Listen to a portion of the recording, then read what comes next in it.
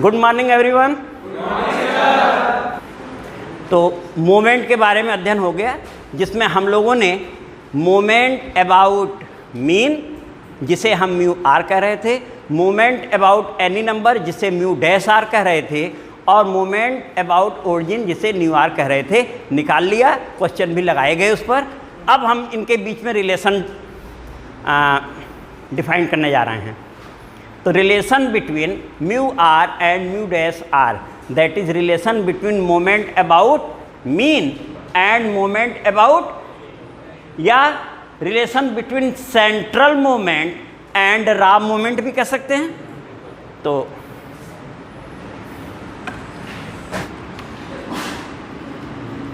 Relation between mu are, जिसे हम लोग मोमेंट अबाउट मीन या सेंट्रल मोमेंट कह रहे थे, and mu dash r, moment about any number या मोमेंट अबाउट एज्यूम्ड मीन। ठीक है बेटा, ये लेने जा रहे हैं। वी नो दैट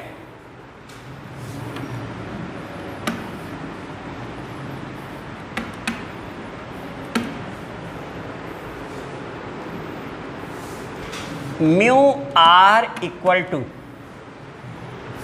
हाँ बोलोगे बेटा, मोमेंट अबाउट मीन या central moment mu r equal to 1 upon capital n means sigma f i from 1 to n, हाँ sigma I from 1 to n F i, हाँ एक्स आई minus x bar power r. Clear बेटा, यही था ना। अब इसमें हम लोग चेंजिंग करने जा रहे हैं। This is equal to 1 upon N sigma I from 1 to n F I X I minus A और माइनस एक्स बार माइनस ए पावर आर। बेटा देखो ठीक है,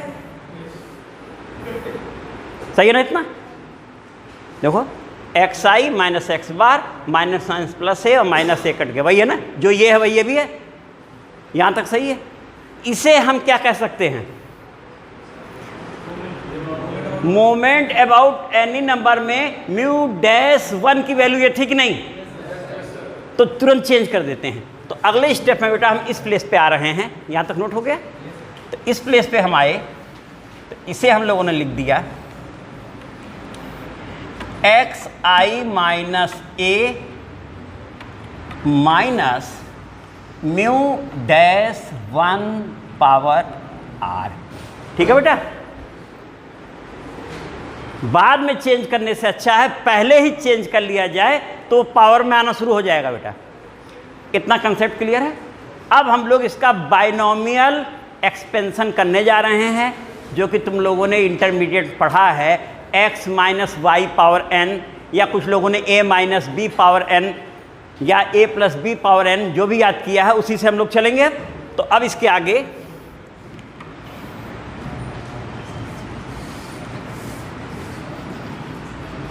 यहाँ तक क्लियर है। अब बेटा हम इस प्लेस पर आ जाते हैं।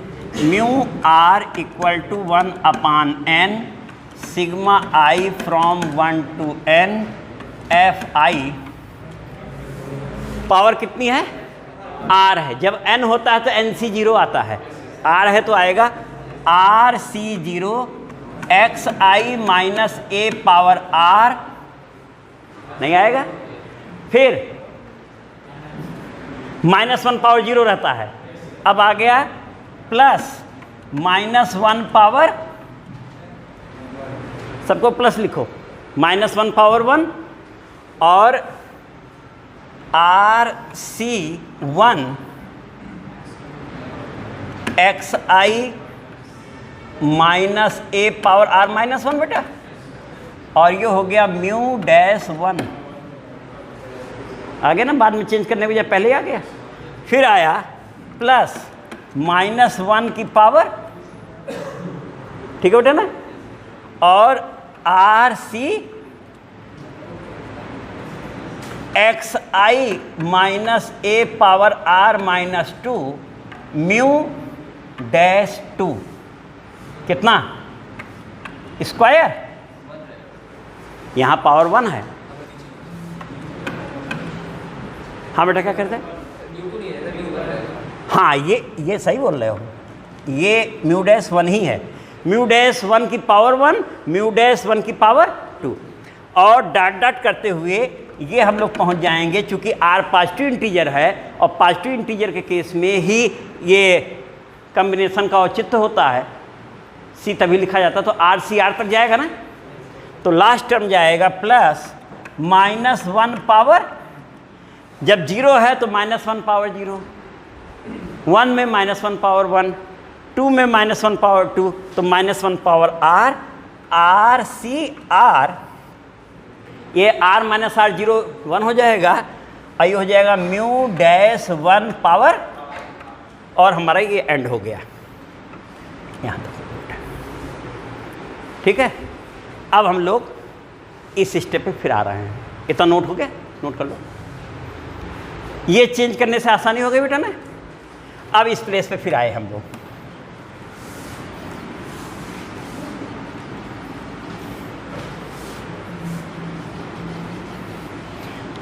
Mu r equal to 1/n, बेटा देखो बाहर है, ठीक है, या कहो तो सीधे वैल्यू रखना शुरू कर दें, है ना, वैल्यू रखना शुरू कर देते हैं।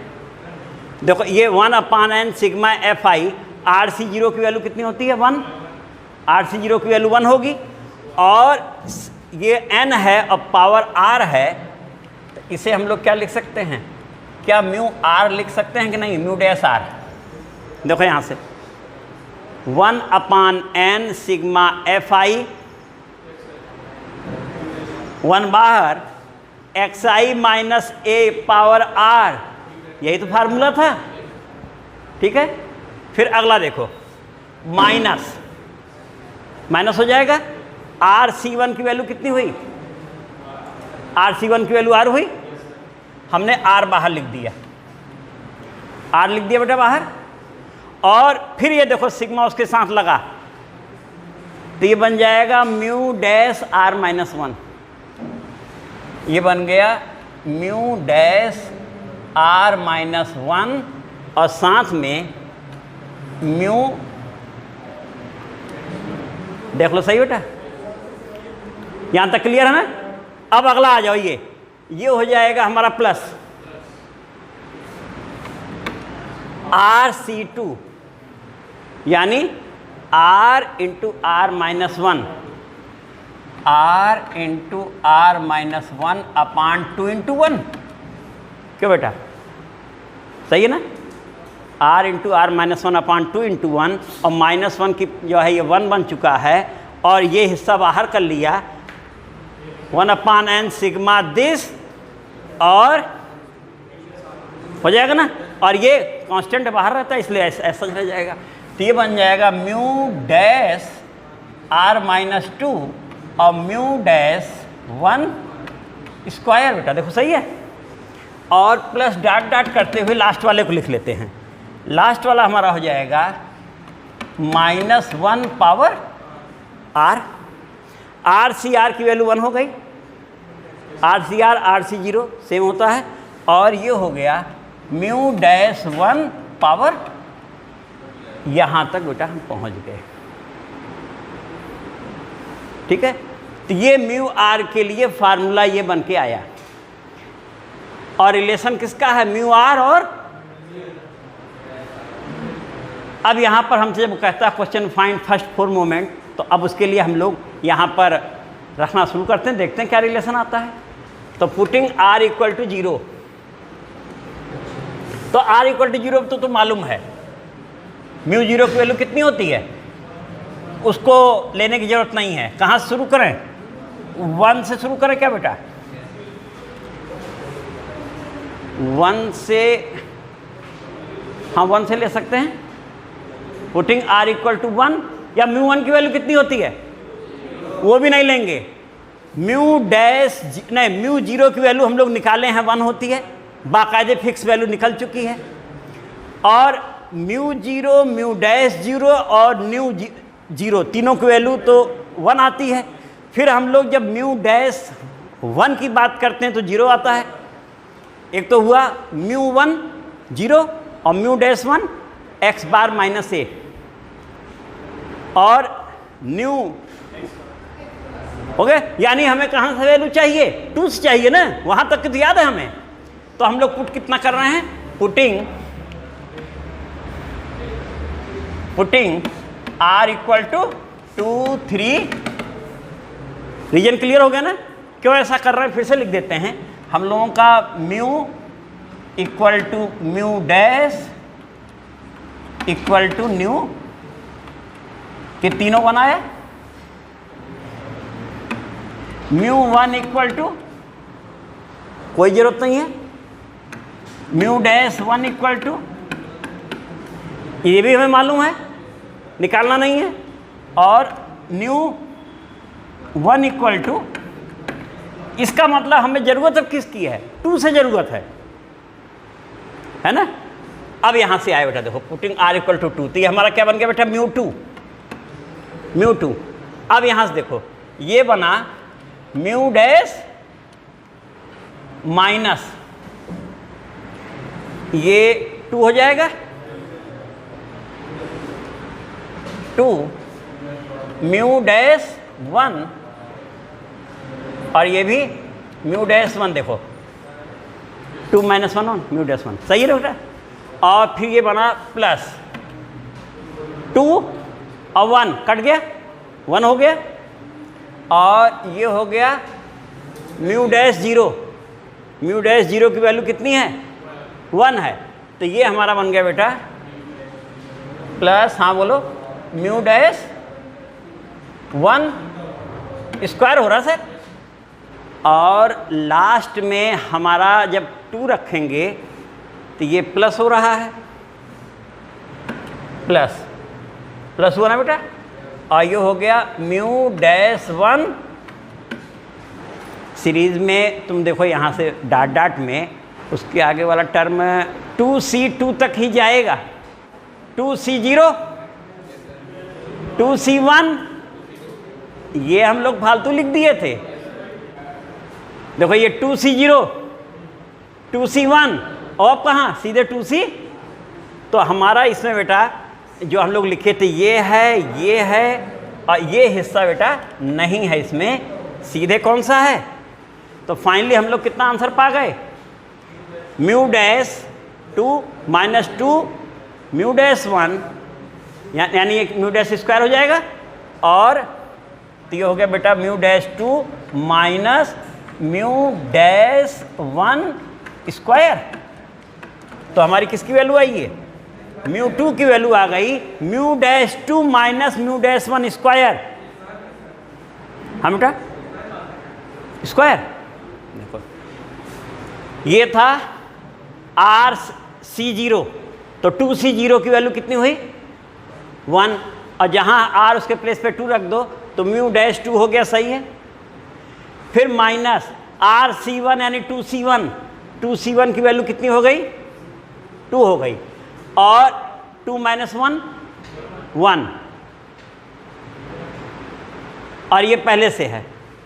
अब 2C2 ये नहीं होगा, 2C2, तो 2C2 जब हम लेंगे बेटा तो ये देखो -1 पावर 2 जो कि प्लस हो गया, और म्यू डैश 1 पावर 2, आइए म्यू 1 दोनों स्क्वायर हो रहा है कि नहीं? देखो तो 2 स्क्वायर में से 1 स्क्वायर गया, कितना बचा है? क्लियर है बेटा? कहाँ से आया? और वो भी क्लियर हो गया, इतने स्टेप ही लेने थे। तो इस तरीके से हमारी म्यू 2 की वैल्यू तो आ गई। अब म्यू 3 लिया जाए, म्यू 0 पहले से मालूम था, म्यू 1 निकाल चुके हैं, म्यू 2 ये आ गया, म्यू 3 लिया जाए। अब म्यू 3 के लिए बेटा देखो चलना है। नेक्स्ट एक्सपेंशन यहाँ लिखा है, अब की हम लोग ये भी लाएंगे, ये वाला भी आएगा, तो इसे हटा रहे हैं बेटा, म्यू 3 पे आ रहे हैं। नेक्स्ट आ जाओ, तो ये वैल्यू हम यहाँ लिख देते हैं इस प्लेस पर कि हमें म्यू 2 कितना मिल गया बेटा? Mu dash 2 minus mu dash 1 square, क्या ये है वैल्यू। अगली वैल्यू किसकी बेटा, म्यू 2 हो चुका, म्यू 3, तो म्यू 3 इक्वल टू 3C0, ऐसे बोलते हैं 3C0, यहाँ 3C RC0 था, 1 हो गया म्यू डैश 3, ठीक है। फिर आया 3C1, जिसको हम लोग यहाँ R लिखे हैं तो वो 3 हो जाएगा, माइनस 3, और ये हो गया म्यू डैश 3 माइनस 1 यानी 2, और ये म्यू डैश 1 हो गया। देख लो, क्लियर बेटा स्टेप, ये स्टेप क्लियर कैसे हुआ है। 3C0 3C1, अब आ जाएगा 3C2 3C2, तो ये हमारा बन रहा बेटा, तो ये 3 और ये हो गया 2 हो गया, अपॉन 2 इंटू 1, देखो 3 और 3 माइनस 1 2 अपॉन 2 इंटू 1 हो गया, और ये म्यू डैश कितना